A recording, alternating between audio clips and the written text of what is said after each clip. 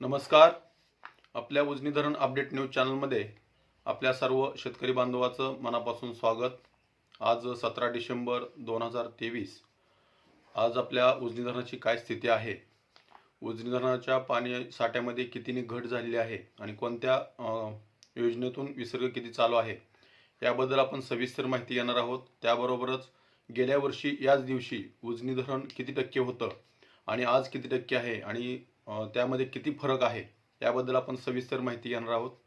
आज सकाळी 6 वाजता उजनी धरणाची एकूण पाणी पातळी 492.600 मीटर, तर एकूण पाणी साठा हा 2136.47 दशलक्ष घनमीटर अर्थात 75.44 टीएमसी. तर उपयुक्त साठा हा केवळ 333.66 दशलक्ष घनमीटर राहिलेला आहे, म्हणजेच 11.78 टीएमसी वर धरण आलेलं आहे. तर टक्केवारी बघितली तर आता सध्याला 21.99% उजनी धरण आहे. काल 22.44% पाणी होतं, त्यामध्ये जवळपास अर्धा टक्के पाणी कमी होऊन तो 21.99% वर आलेला आहे. तर गेल्या वर्षी याच दिवशी उजनी धरण आपलं 111% होतं, म्हणजेच आजच्यापेक्षा गेल्या वर्षीच्या तुलनेत आज उजनी धरणामध्ये 89% पाणी कमी आहे.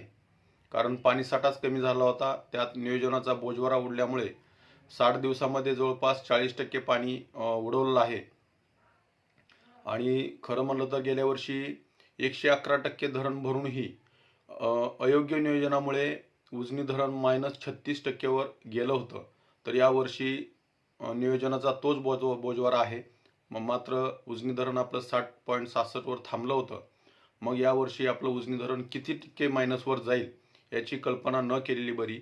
मी तर म्हणतो गेल्या 44 वर्षामध्ये उजनी धरण निर्मिती झाल्यापासून ते आतापर्यंत मायनसची टक्केवारी ही सगळ्यात कमी असणारे हे वर्ष असेल आपल्यासाठी, आणि ते आपल्यासाठी खूपच घातक आहे.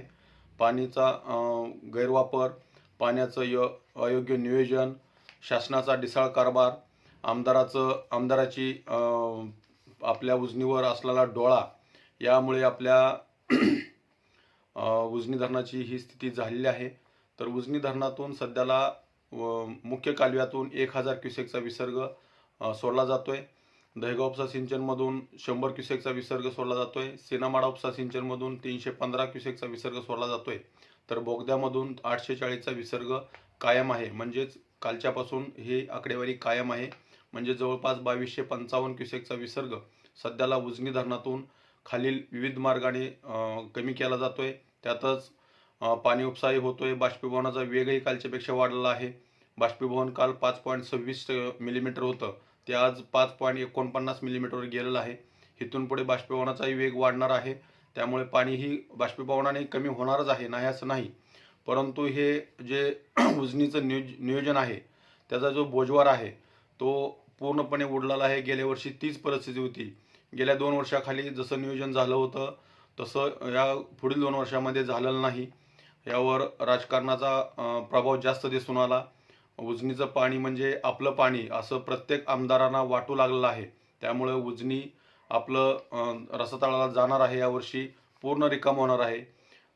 कदाचित अक्षरशः गाळच फक्त राहील अशी परिस्थिती आहे.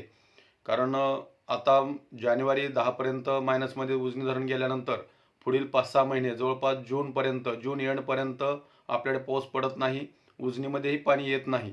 त्यामुळे 6 महिन्यामध्ये उजनी धरण किती खाली होतंय हे आता बघावं लागेल, आणि हे आपल्यासाठी दुर्दैवाची गोष्ट आहे. अशाच उजनीच्या ताज्या घडामोडीसाठी, ताज्या अपडेटसाठी आपल्या उजनी धरण अपडेट न्यूज चॅनलला लाईक करा, सबस्क्राईब करा, शेअर करा. उजनी धरण अपडेटसाठी बेंबळेहून सिद्धेश्वर शिंदे. धन्यवाद.